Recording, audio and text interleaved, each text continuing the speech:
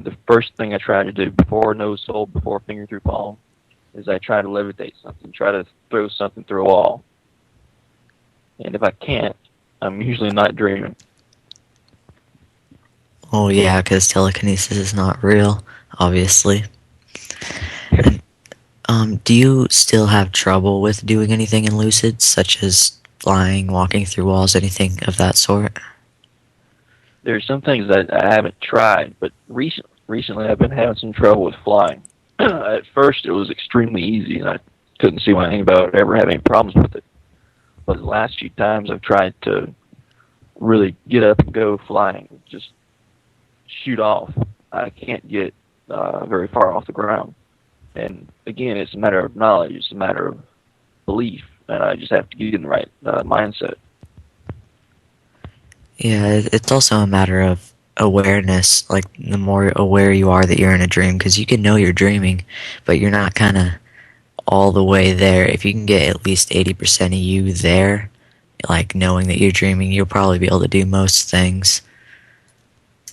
Good points, good points. Yeah, that's kind of like me. I used to have no problem when I was a kid on flying, but recently, well, I've been getting better recently, but it's been kind of difficult.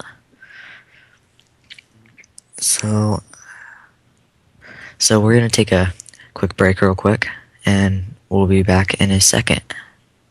All right. Okay, we're back, and so Josh, what would you say is your favorite lucid dream or most memorable lucid dream? That would probably be the one where I became lucid in Amsterdam. I was in a small shop in the old district of Amsterdam, and there are some very odd things going on in that shop. And at the moment, I'm not even positive what it was. But as I became lucid, I became more interested in exploring. So I stepped out of the shop, and just the beauty of that city just took my breath. There were brick buildings, just the sky was a brilliant hue of blue. There was a channel running through the city, and just the water was brilliant, light glistening off of it, and the whole, cobblestones. It was amazing. So I tried to fly. I wanted to go to my tropical island. That was my lucid goal that night. And so I went to fly, and I hit a wall 8 feet into the air. When I was off and good to go, and then 8 feet from the ground, I just hit a wall. Could go no further. So I bounced down. I said, well, if I can't fly, I'll try to go underwater. So I tried to pretty much dive into the water from the air. And the same thing happened. I got 8 feet down and could go no further. So I came back up and landed on the pavement, cobblestones. I said, what can I do here? So I looked around, and there was this brownstone building with a nice little short stoop. So, and it had, I believe it was a yellow door. So I said, there we go. So I walked up the stoop, opened the door, and stepped through onto the back porch of my tropical island house. And there was, azure water just washing up on the white sand beach, palm trees blowing in the wind, bright blue sky, not a cloud in sight. And I was just about to step off into the sand when I was woken up by someone calling me. Did you tell them that they just woke you up from a really cool lucid dream? Yeah, I chewed them out pretty good. Yeah, I've done that a few times, but usually it's just random noises that wake me up. So, did you ever have any problems with nightmares, or do you still have nightmares, or anything of the like? Before I started to lucid dream, I used to have nightmares, not really in the traditional sense, more the emotional nightmares. where something would be not quite right and you couldn't really place it, or just some strong emotion, and they would really plague me. In fact, for a period of several months, I didn't sleep at night because uh, these nightmares were just too bad for me. So I would sleep during the day because by that point I was too tired to have the nightmares, or at least that's what I thought at the time. Later on, I learned more about dreams, and of course, learned that wasn't particularly the case. But I digress. I do still have the occasional, what some might term as a nightmare, but I no longer consider them nightmares because, along with learning to lucid dream, came the knowledge that, you know, I am in control of my dreams, whether I'm actually lucid at the moment or not. That knowledge still is there in my head somewhere. So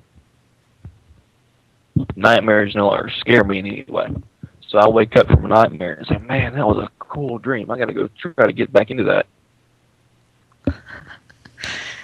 Yeah, and, you're probably one of the few people that actually love nightmares, but then again, after you learn about lucid dreaming, you can just use nightmares as a reality check and become lucid easier that way. Exactly, that too. I just had a nightmare where an alien robot cat from Mars killed my sister, my little sister, which I don't have, and put her in the freezer, and then we ate her for supper that night. Oh, wow.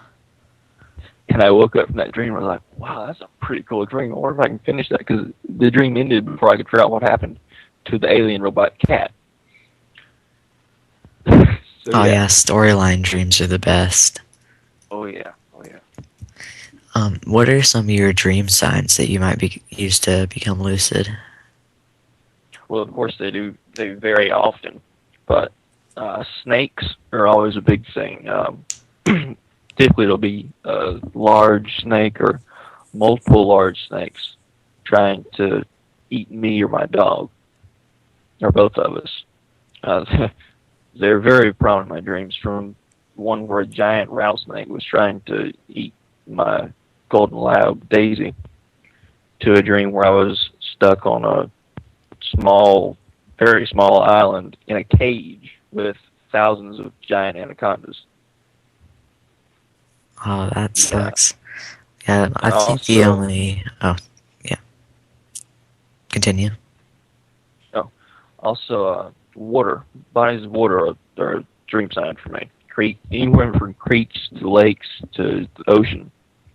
It's featured in, 80% of my dreams, where I'm either near a body of water, or I have these dreams where I'm, either swimming or wading or walking on water, gliding above the water.